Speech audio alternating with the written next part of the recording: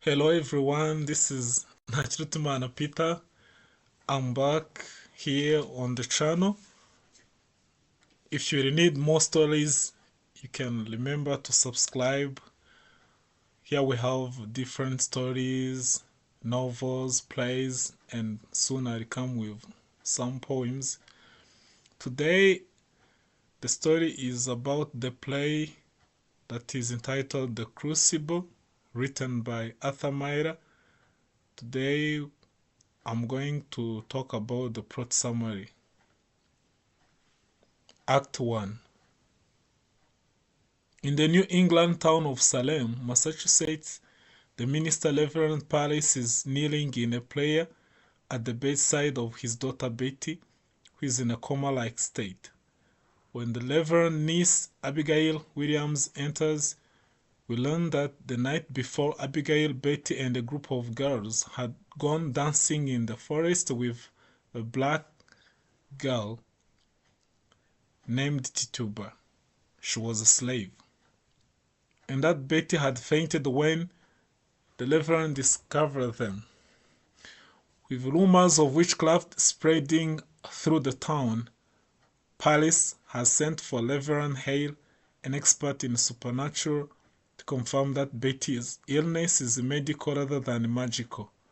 Although Paris insists that he saw Tituba waving her arms over a fire and a girl running naked, Abigail claims that the girls were doing nothing other than dancing. Thomas and Anne Putnam arrive with news that their daughter Ruth also appears to have been bewitched, and Anne admits that she had sent Ruth to Tituba to conjure the spirits of her 7 dead babies in an attempt to identify their mother. Moreover, Betty's friends come to see how she is. Paris leaves the bedroom to try to calm the crowd that is beginning to gather downstairs, and Betty wakes, screaming that Abigail had drank a charm to kill John Proctor's wife. Abigail hits her and warns the girls not to admit to anything. Proctor himself then enters and talks to Abigail alone. We learn that until 7 months ago she had worked at Proctor's home, where they had engaged in an affair which, though secret to the town, was discovered by his wife Elizabeth, leading to Abigail's dismissal. She still desires Proctor and admits to him that there was no witchcraft, but he tells her forcefully that the relationship is over. Betty wakes, screaming again, and the crowd below rushes upstairs to her room. Their debate over whether or not her illness has been caused by witchcraft quickly devolves into an argument over various social tensions in Salem, mainly between Proctor, Paris, the elderly and quarrelsome Giles Corey, and the wealthy Thomas Putnam. Reverend Hale arrives and studies Betty before questioning Abigail over the girl's visit to the forest the night before. As Hale gets more and more suspicious, and Paris' interrogation intensifies, Abigail eventually cries out that Tituba had called the devil and made the girls join in. After more questioning, Tituba confesses, repents, and begins to accuse other townswomen of having conspired with the devil. Abigail and Betty join in hysterically chanting the names of those they claim to have seen with the devil, and the crowd becomes frenzied. Act 2. A week later, at their home, Proctor arrives home late from seeding the farm, and Elizabeth tells him that a court has been established to try witches. 14 people are already in prison awaiting trial, and will be hanged if they do not confess. When Proctor refuses to reveal to the court that Abigail is a fraud, Elizabeth suspects that it is because he still has feelings for the girl, and Proctor angrily reprimands his wife for having been cold and judgmental since the revelation of his adultery. Mary Warren, the Proctor's servant and friend of Abigail's, arrives home from the court in Salem with news that Elizabeth has been accused of witchcraft and that the allegation was only not pursued because Mary attested to a good character.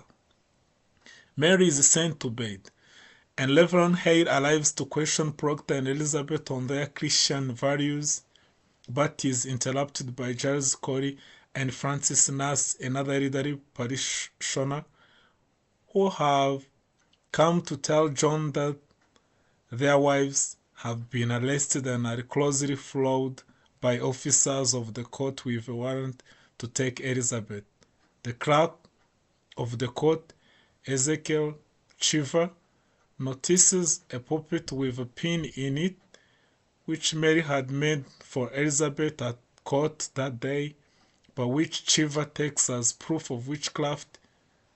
The charge against Elizabeth is revealed to have come from Abigail, who claimed to found a needle stabbed in her stomach. Elizabeth is taken, and Proctor informs Mary that despite her protest, she will be accompanying him to court the following day to tell the truth about Abigail and the girl's lies. Act 3. The next day, at court, Corey and Nass plead with Judge Hawthorne and Deputy Governor Danforth for the innocence of their wives, claiming that they have proof that the girls are frauds. Proctor arrives with Mary and tells Danforth that she will confess that the girls are lying, but the judge suspects that Proctor's motive may be less to free his wife than to undermine the court. Danforth attempts to stop Proctor from proceeding by telling him truthfully that Elizabeth is pregnant and will not face execution, at least until the baby is born, but Proctor persists and Mary testifies. The positions are also contributed by Nass, who has gathered 91 local signatures in support of his Corey and Proctor's wives, and Corey, who claims that Thomas Putnam accused local landowner George Jacobs of witchcraft in order to buy up the land he would forfeit when hanged. The girls are brought in to answer Mary's accusation that they are lying, but the feeling in court turns against her when she is unable to simulate fainting, as she claims to have done in court. All of a sudden, the girls begin to claim that Mary is bewitching them, and a desperate Proctor reveals his affair with Abigail and points to her jealousy of Elizabeth as the motive for her deception. Abigail denies ever having slept with Proctor, and Danforth decides to determine the truth by summoning the unerringly honest Elizabeth and asking her if Proctor is guilty of lechery. Against her natural instinct, she lies to preserve Proctor's honor, and Danforth, despite Hale's protests that it was an understandable deceit, condemns Proctor as a liar. Abigail and the girls again accuse Mary of bewitching them, and as their hysteria mounts, Mary herself begins to scream and accuses Proctor of being a witch. In a frenzy, Proctor furiously rails against the court, and he and Cole are arrested as Hale denounces the proceedings and quits the court. Act 4. Months later, the day arrives when Rebecca Nass and Proctor are to be hanged, both having resisted confessing to witchcraft. At J. Danforth, Hathan and Cheever discuss the state of chaos that Salem has fallen into. Orphans and livestock roam the street, and parishioners argue over who has a right to the land of the convicted. Paris enters and explains that Hale has returned to try to encourage Proctor and Rebecca Nurse's confessions to save their lives and protect the court from the anger that may follow the hanging of such respected townspeople. Paris also admits that he has been made penniless after Abigail fled Salem, having stolen all of his money. Danforth convinces Elizabeth to persuade Proctor to confess. Proctor and Elizabeth share a moment alone, and she tells him how Collie was pressed to death by stones for refusing to plead either guilty or innocent, thus enabling his sons to still inherit his property.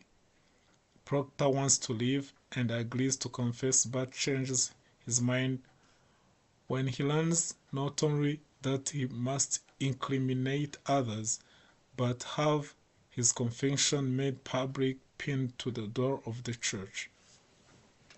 He tears up the confession, and despite the pleas of Hale and the court officials, follows Rebecca Nurse and others to the gallows, and the curtain falls as a drum roll that precedes a hanging clash off stage. Thank you so much. Thank you.